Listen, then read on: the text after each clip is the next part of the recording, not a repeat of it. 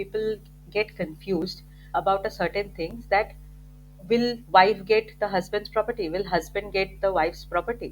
One special right that wife gets is that the right to reside. ये right एक special right है जो divorce के बाद wife can have. ऐसा कभी नहीं होता है कि husband का कुछ property है, wife is saying this is my property. They cannot do that. They can say give me maintenance. What if I don't want to give maintenance to my wife? There is as such no law which will say you cannot give maintenance just by your choice. 498A का offense जो है that is a cognizable offense. Cognizable का मतलब police आके without warrant they can arrest. So आप divorce के बाद wife बोल रहा है कि that is my property also, my name is there, it's a joint property. But यहाँ पे क्या हो रहा है, husband is paying the entire EMI amount. Many women misuse it. Many women just files FIR in 498A and then file cases for cruelty, and they just want to harass their in-laws. Okay, तो अब हम थोड़ा सा, अब मैं चाहता हूँ थोड़ी सी हम बात करेंगे डिवोर्स के बाद की प्रॉपर्टी के बारे में, कि आफ्टर डिवोर्स की प्रॉपर्टी डिवीजन किस तरीके से होता है, और including the valuation of assets and allocation of debts.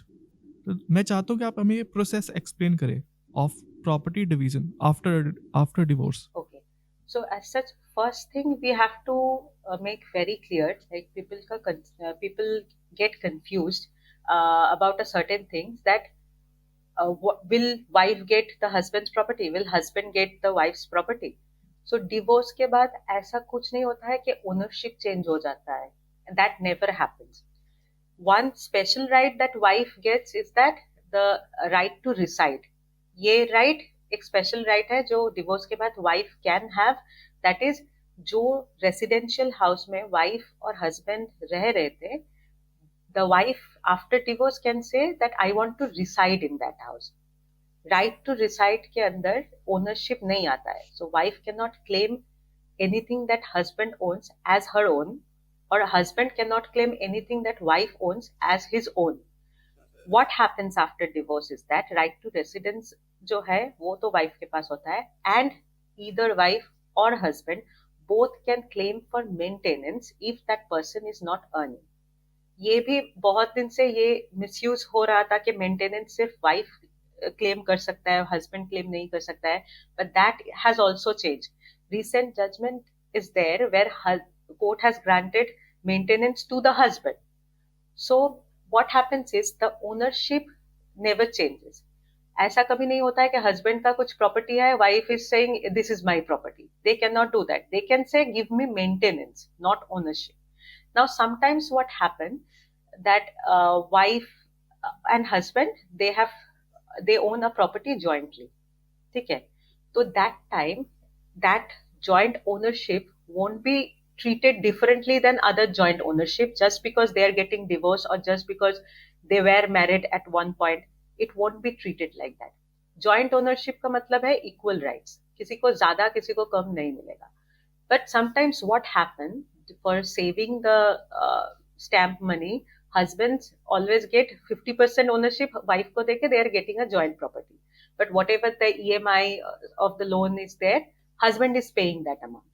So आप divorce के बाद wife बोल रहा है कि that is my property also, my name is there, it's a joint property. But यहाँ पे क्या हो रहा है, husband is paying the entire EMI amount. So husband, that means ownership should have been husband's because उसका ही पैसा गया वहां पे. So that time usually the litigation comes to court. Litigants comes to court. They file cases. That wife is saying this is my property. Husband is saying मैंने पैसा दिया, this is my property. So that time what happens, if the husband can prove that see these are the EMI documents, these money are deducted from my account. So that time if the husband can prove that and show valid documents, court can say कि हाँ, that means husband has given everything, husband has invested in the property, this is husband's property. So husband has to come clear about this. I have even if the court asks like why you have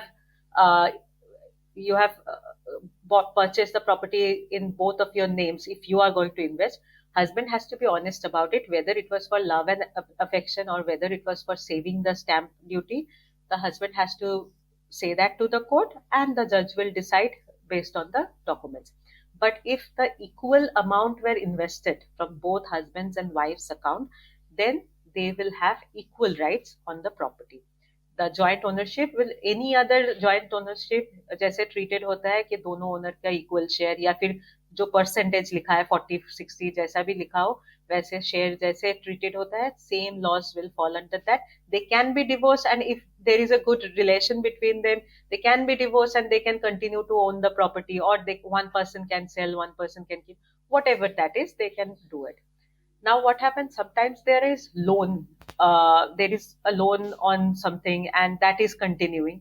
Now if the loan is on both of the person's name, loan will continue equal liability and both of them have to pay. Now sometimes difficulties are there, like because of some grudge, because of some grudge on the husband, the wife has stopped paying her share of EMIs. So these kind of things happen. That time the husband has to go to court and say like this person is not paying. What should we do? Then the judge will decide. Now, otherwise, like all kind of ownership and the legal rights regarding the property stays the same after the divorce. Yes. Okay, ये थोड़ा सा selfish question होगा एक तरीके से. हाँ. Let's suppose I am the divorced husband. Okay. Let's suppose एक scenario consider करते Yes. हैं. तो what if I don't want to give maintenance to my wife, मुझे नहीं देनी है लेट्स सपोज, तो मैं क्या कौन सा लॉ यूज कर सकता हूँ? So there is as such no law which will say you cannot give maintenance just by your choice. हर एक केस में आपको reasonable grounds दिखाना है. Suppose what happens sometimes, the wife has some money but that person is filing for maintenance just to extort money from the husband. This happens. It's not nothing new. Like we all know, right? So what happened that time, the husband has to show like why I'm not paying maintenance, because I have already spent that this much money on wife. That can be one reason, or the main reason can be the wife is working. If a person is working and the person is able to maintain herself, then that person don't need any maintenance. The maintenance क्यों आता है? Usually that this was made initially in for completely different reason. Now it is misuse. पहले क्या होता था? Women never worked. They used to stay at home. And if the husband files a divorce and leaves the wife, then that she has no places to go. From that, the right to reside arose, right? And then she how will she feed her children, right? How will she afford herself? How will she get food? Because wife used to stay at home only, right? When the divorce act, the Hindu marriage act came into force at that time in 1955, 1956, that time uh, very few women started working. So the change was coming. So now what is happening? Women are working and at the same time they're getting angry. Oh, I'm getting a divorce. Now I'll take your money too. So this is like slightly these things was misused. Like a few years back, it was misused very much. But now husband can protect himself if the wife works, or if the wife has a reasonable amount of properties and asset where that person can maintain herself. Yes.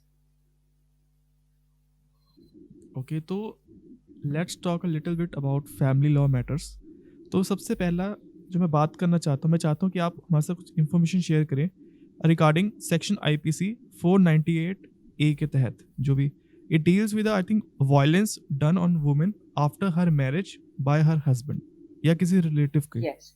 तो मैं चाहता हूँ कि इसके बारे में share करें कि इसमें कमी क्या है बेसिकली, क्योंकि वुमेन्स जो है, मतलब not all womens I am saying, but कुछ वुमेन्स हैं जो इसका बहुत बुरे तरीके से एक्सप्लॉइट करती है. So 498A, initially this section was made to protect women against cruelty done by any of her in-laws. Okay.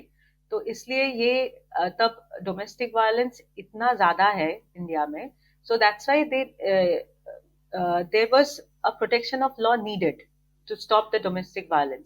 So the punishment भी उतना ज्यादा था, इसलिए 3 years जेल, और ऑफेंस जो है ये 498A का ऑफेंस जो है that is a cognizable offence. Cognizable का मतलब पुलिस आके without warrant they can arrest.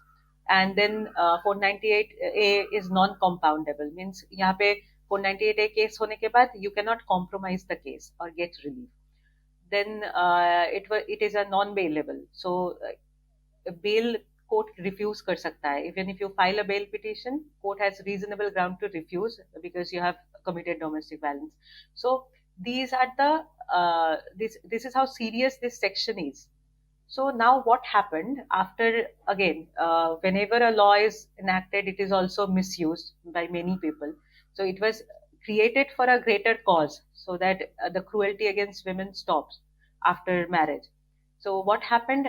We every day, like, many petitions are filed which are completely false. That is happening, and that क्यों ये होना शुरू क्यों हुआ? क्योंकि ये 498A में अगर कोई FIR करने जाए पुलिस स्टेशन में, then the police has to take the FIR. So, and what used to happen, that moment only police used to arrest the in-laws.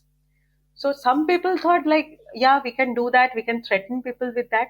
So it's the misuse started so much, so people used to, like, threaten people with this. Even still do.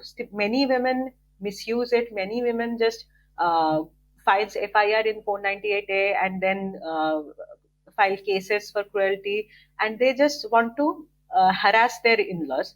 So what happened? Court had no other option, but now, like in 498A, if anyone files any case, they have to prove, like, whether it is like a valid case or not. And if a 498A case is filed against someone, then that person can, if the case is false, then that person can file uh, like section 191 case under CPC, where it is that the petition can be filed stating that the case of 498A is completely false. They can do that. And अभी तो उतना ज्यादा arrest भी नहीं होता है. 498 file करने से ही जो अरेस्ट कर लिया जाता था पहले, that has stopped of completely stopped, and the wife has to prove. Now there is positive and negative side of it.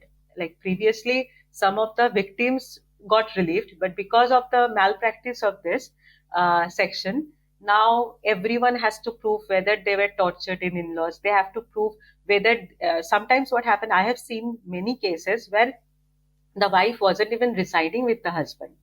Okay, and she has filed a 498A. Now, if you're not staying with the person, now, and there was no contact between them, and suddenly, just to harass, she has filed a case. Now, that time, if the police come and arrest the husband, and without any reason, if the person is arrested, then that kind of harassment used to affect their regular lifestyle, their career, everything. But now it is the, like, the reasonable ground has to be shown, like why they are filing 498A. There should be proper reasonable proof. The husband also can challenge if it is wrong. They can file section 191 of CPC, where they can state that the wife is giving false evidence, and the court will decide who is right and who is wrong. But do you think कि जो आपने बात की ये completely stop हो चुका है? But I don't think so कि पूरी तरीके से, मतलब कुछ कमियां तो होती हैं, मतलब हर जगह तो ये प्रॉपर्ली एग्जीक्यूट नहीं Yeah, होता that होगा, is, कुछ जगह. yes. Sometimes laws are created in a very good way, but execution is in our hands, right? जो लोग पुलिस जो है या कोर्ट्स जो है, वो जैसे एग्जीक्यूट करेगा लॉ का, एग्जीक्यूशन वैसे होगा.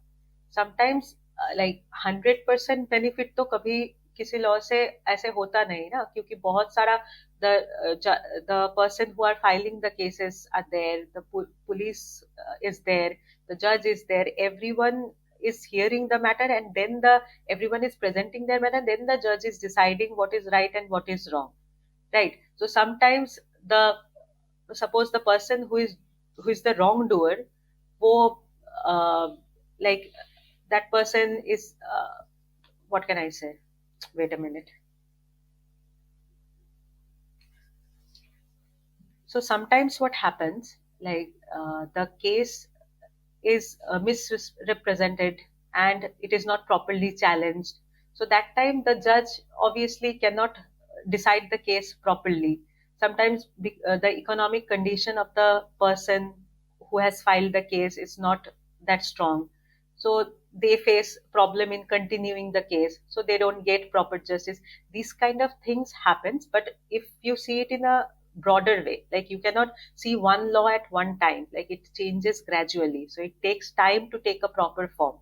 Like when before 498A came into force, there was a different kind of society. Now because the rights are given, the society is constantly changing. So for a greater good it is changing, we believe. So misuse will be there, always misuse is there, but for the greater people, like for the husbands and in-laws, the protection is given. Like the judge won't see a 498A petition, and without hearing the husband, they won't give any judgment.